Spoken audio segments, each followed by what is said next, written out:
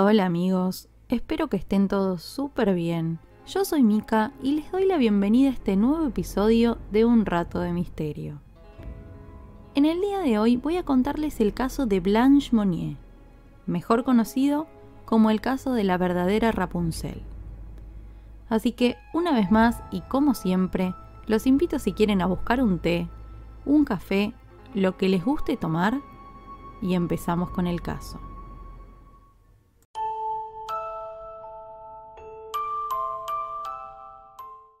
Estimo que todos los que están escuchando este capítulo conocen en menor o mayor medida el cuento de Rapunzel. Es una de las historias infantiles más populares de todos los tiempos, que se hizo aún más conocida con todas las películas que fueron saliendo con los años, entre ellas la película de Disney Enredados. Como todos los cuentos infantiles, la historia no es tal cual se ilustra en las películas. La historia real de Rapunzel, inspirada en un relato alemán y recopilada por los hermanos Grimm, era un poco más oscura. El cuento comienza con una pareja de campesinos que están esperando a su primer hijo. Un día, la mujer ve unas plantas en un campo vecino y le da un antojo por comerlas. Su esposo decide acercarse y traerle algunas de esas plantas para cocinar, con tanta mala suerte que lo descubre Gothel, una bruja dueña de ese campo. Como esta mujer es muy poderosa, el hombre teme por su vida y ella le ofrece un trato. Le concede piedad y la posibilidad de llevarse estas plantas robadas, pero a cambio, el hombre debe entregarle al bebé cuando nazca. Trato que acepta. Pasan los meses y nace una niña llamada Rapunzel, y la pareja cumple su parte del trato y se le entrega a la bruja. Al poco tiempo, Gothel encierra a la niña en una alta torre y la historia transcurre más o menos como sabemos todos. Le crece una hermosa cabellera rubia, la bruja la visita diariamente trepando con la ayuda de esta cabellera para controlarla. Un día conoce al príncipe y deciden escaparse. La diferencia de la historia original es que la bruja descubre los planes de Rapunzel y el príncipe, le corta el pelo a ella y la deja abandonada a su suerte en un pantano, sola. Con la larga trenza de Rapunzel espera al príncipe en la torre y cuando éste sube a buscar a su amada, lo sorprende, lo empuja con fuerza hacia abajo y el joven cae sobre un campo de espinas y queda ciego. Comparada con otros cuentos para niños, esta historia tiene un final bastante feliz, porque al tiempo el príncipe se reencuentra con Rapunzel, quien con sus lágrimas le cura la ceguera, y viven felices para siempre. Esto es solamente una historia contada miles de veces y con miles de versiones diferentes. Sin embargo, muchas veces la realidad supera la ficción. Y en 1910, la sociedad parisina se conmocionó al conocer una historia aún peor que la de Rapunzel. La historia de Blanche Monnier. Empecemos por el principio. Para 1876, Blanche Monnier era una joven de 26 años de Poitiers, en Francia. Venía de una familia aristocrática francesa con muchísimo dinero, formada por defensores de la realeza que odiaban a los republicanos de ese momento. Dentro de su familia estaba su madre Louise, su padre, que era decano de la Facultad de Letras, y su hermano Marcel. Los Monnier eran una típica familia acaudalada como cualquier otra, al menos hasta que Blanche se enamoró de un abogado mucho más grande que ella, republicano y sin dinero. Al poco tiempo de conocer a este hombre y salir un poco en secreto, para que no se enteraran sus padres, terminó expresándoles el deseo de casarse con él, situación que se imaginarán que a la familia no le gustó nada y a la que se opuso por completo. Y un buen día, Blanche desapareció sin dejar rastro, de un día para el otro. Sus amigos no sabían nada de ella, su prometido tampoco sabía nada, pero la familia tenía una explicación. Según Louis, la joven se había mudado a un internado de Reino Unido y fue una decisión medio de un momento para el otro. Luego de unos años, la situación de Blanche cambió.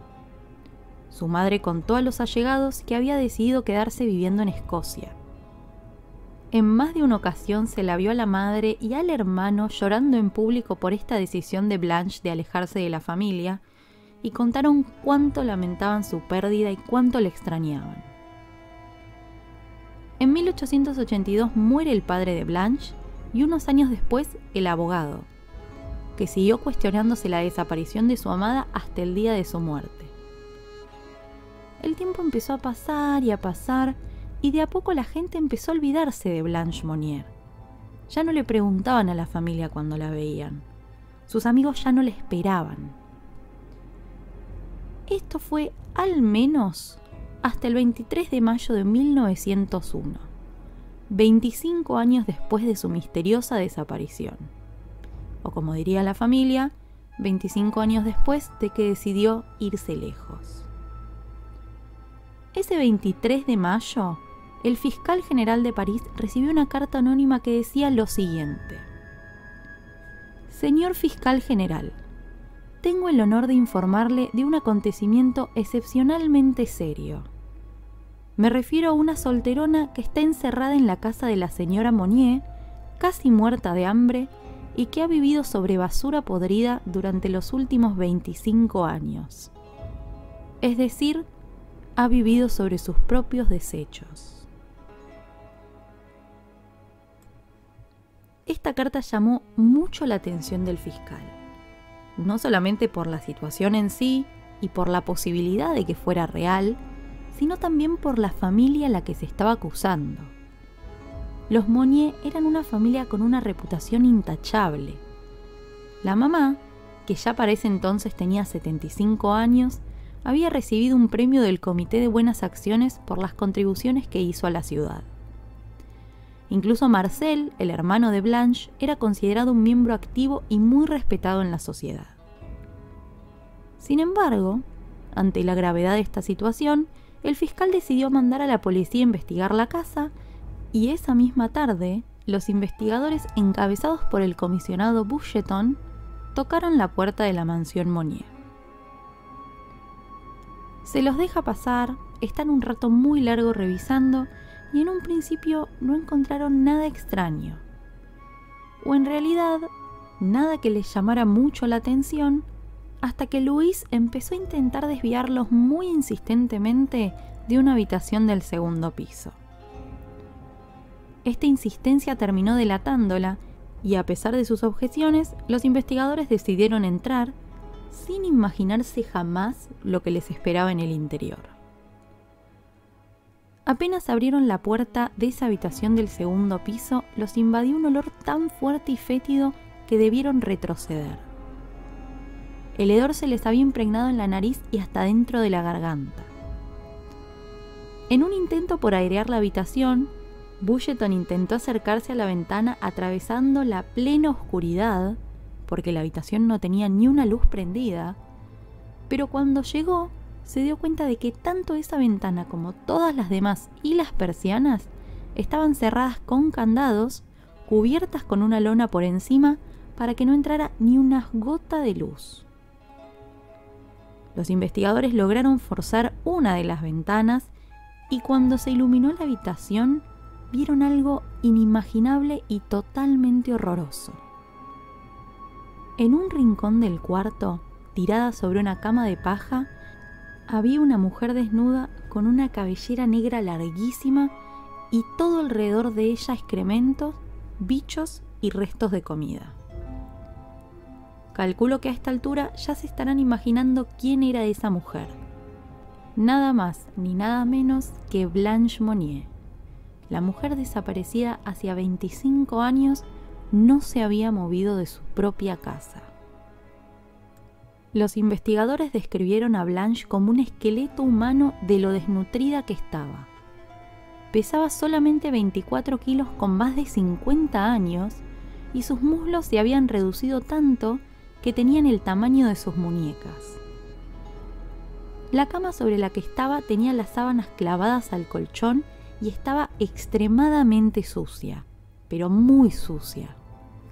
Cuando intentaron acercarse, la mujer se acurrucó lo más lejos posible y trató de ocultar el rostro. Rápidamente se dieron cuenta que Blanche no podía hablar. Los 25 años que estuvo encerrada en la oscuridad, comiendo restos de comida y sin socializar, la habían destrozado por completo. Lo único que hacía era gritar. Gritaba sin parar mientras los policías intentaban comunicarse con ella y ponerle ropa para llevarla de inmediato al hospital. Imaginen que estamos hablando de una mujer que por 25 años había visto como mucho a su familia muy de vez en cuando y a algún que otro sirviente. Su pelo estaba tan largo porque no fue cortado en todo ese tiempo. Tampoco fue cepillado ni lavado, por lo que estaba todo sucio y totalmente apelmazado. Sus uñas tampoco fueron cortadas en todos esos años, por lo que sus manos y pies parecían tener garras. Blanche vivía de sobras, pero las sobras que se suelen tirar.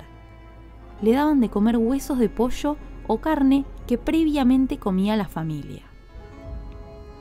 Todo su cuerpo estaba recubierto por una costra de suciedad por tantos años sin poder bañarse y tenía gusanos, piojos y cucarachas caminando por el cuerpo. El cuarto tampoco estaba mucho mejor. Estaba igual de sucio que la cama de Blanche y de hecho tenía tanta humedad que hasta había hongos creciendo en las paredes. Blanche estaba tan débil que no podía ni moverse ni mucho menos levantarse de la cama, por lo que para sacarla de ese lugar tuvieron que cargarla los investigadores. Una vez fuera de la casa, se fue en ambulancia hasta un centro de salud. La policía, por el contrario, se quedó dentro de la casa y procedió a detener de inmediato a Louis y Marcel, que claramente tenían mucho, o todo, que ver con la desaparición de Blanche y con el terrible estado en el que la encontraron. Los interrogaron insistentemente por varios días, y quizá en parte por eso, y por temor al castigo que les iba a caer encima, 10 días después del descubrimiento de Blanche, su madre murió después de sufrir un ataque al corazón. No sin antes aclarar que amaba tanto a su hija que estaba dispuesta a sacrificarse por ella, y que si estaba en ese estado era por la negligencia de los sirvientes. Así tal cual como lo oyen. La amaba tanto que la dejó llegar a ese estado sin hacer nada por ella. Igualmente, ante la insistencia de la policía, y antes de morir, Louise terminó confesando todo. Dijo que, originalmente, estaba muy preocupada por el romance de su hija con el abogado y que no quería que eso manchara el honor de la familia. Entonces, su idea fue encerrarla en un cuarto hasta que Blanche rechazara a su candidato, y como eso nunca sucedió, jamás la dejó salir de ahí. A Marcel también se lo acusó por complicidad del secuestro de su hermana, y su excusa al respecto también fue bastante indignante. Marcel dijo que su hermana desde joven presentaba signos de alteración cerebral, por lo que inicialmente le habían contratado una tutora. Pero un día esta tutora se murió, y como la madre no quería llevar a Blanche a una institución especial, la joven quedó ahí en la habitación recluida. Marcel dijo en uno de los interrogatorios: «No se me puede culpar por delito de confinamiento forzoso, ni hubo delito de secuestro, porque mucha gente tuvo acceso a la habitación de Blanche». Contrario a sus palabras, los investigadores encontraron indicios claros de que la joven era consciente de su situación, al menos en los primeros años, y que habría querido escapar en alguna oportunidad. Primero, porque la puerta tenía señales de haber sido reparada recientemente, y después por todas las escrituras en las paredes de la habitación. A lo largo y ancho de las paredes se podían leer escritos con la palabra libertad y frases concretas como por ejemplo: «Hay un favorito en la casa y no soy yo. Es muy lamentable verse obligada a vivir y morir en una mazmorra». Además encontraron algunas preguntas y lamentos escritos por la joven como: ¿veré alguna vez la libertad? ¿Moriré en esta mazmorra? Todos estos fueron escritos, por supuesto, antes de que el encierro y las pésimas condiciones de vida le hicieran perder la cordura por completo. Esta noticia no quedó en privado por mucho tiempo. El primer diario que se hizo con la primicia fue Le Petit Parisien, que tan solo 3 días después de que encontraran a Blanche, destinó la tapa entera para contar la historia de la reclusa de Poitiers, como ellos la llamaron. La sociedad francesa no podía creer la noticia y en breves comenzó a circular la teoría de que los padres la habían encerrado para impedir su relación con el abogado. Se decía también que la idea fue 100% de la madre, pero que el padre no se impuso lo suficiente como para detenerla, lo cual lo vuelve cómplice de la situación. El juicio por el secuestro de Blanche inició en octubre de ese mismo año, y una gran cantidad de personas testificó a favor de Blanche y en contra de la familia. Hubo vecinos que hablaron sobre los gritos que escuchaban salir de la mansión, y otros que hablaron de la joven y cómo era antes del encierro. Ella era dulce, fina, amable, decían. Nunca la vi hacer ninguna excentricidad o comportarse de manera alarmante. También testificaron varios empleados de la casa y aseguraron que tenían órdenes de jamás abrir la ventana de la habitación de Blanche. Cuando les preguntaron por qué jamás hicieron la denuncia de esta situación, contestaron que tenían mucho miedo de perder su trabajo, cosa que no se podían permitir. Los médicos que examinaron a Blanche también hablaron durante el juicio, pero se contradecían entre sí.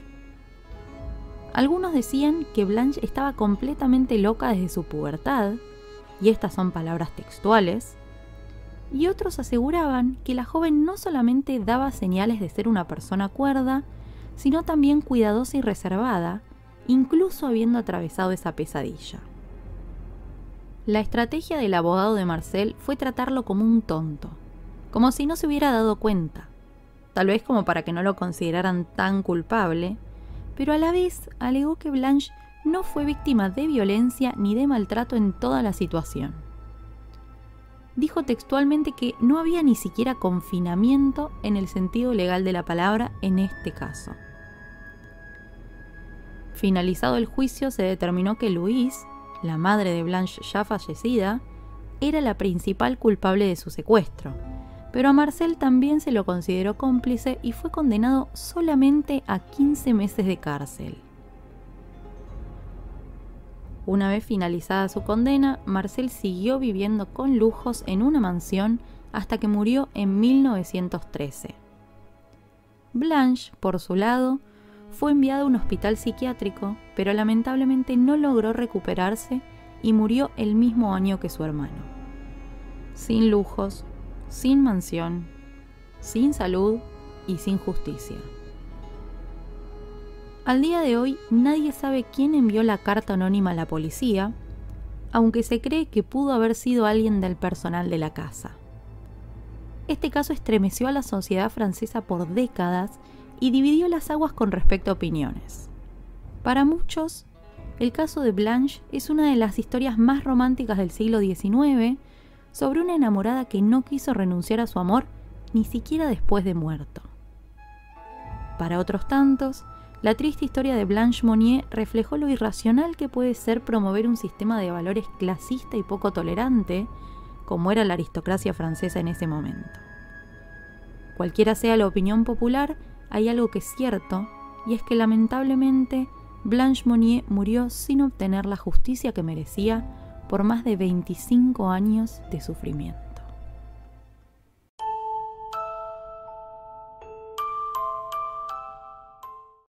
Espero que les haya gustado este nuevo episodio del podcast y les agradezco por haber llegado hasta acá. Los invito a darle like desde la plataforma en que me estén escuchando, suscribirse y si quieren, activar la campanita para que les avise cada vez que subo un nuevo caso. Si además quieren compartir este episodio con amigos fanáticos del misterio, me serviría muchísimo para que el podcast se difunda. Y por último, recuerden que pueden contactarme por Instagram en @unratodemisterio.arg. Queridos amigos, eso ha sido todo por hoy. Les mando un beso grande y los despido Hasta el próximo episodio.